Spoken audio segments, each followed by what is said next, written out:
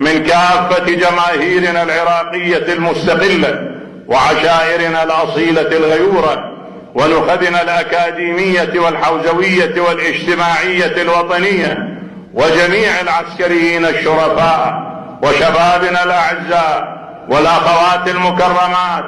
إنني أناشدهم جميعا لا سيما التيارين الكبيرين في العراق،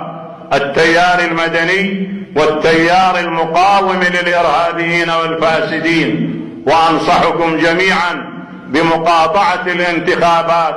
حتى تقتصر على الفاسدين وأحزابهم وعصاباتهم، وذلك لكي يفتضح أمرهم وينكشف زيفهم وتزويرهم وتنكسر بذلك شوكتهم، ويمكن الضغط عليهم وعلى أسيادهم لتعديل الدستور ولا أقل من تعديل قانون الانتخابات وتغيير مجلس مفوضيتها، وليتم تشكيل الجبهة الوطنية العراقية الأصيلة،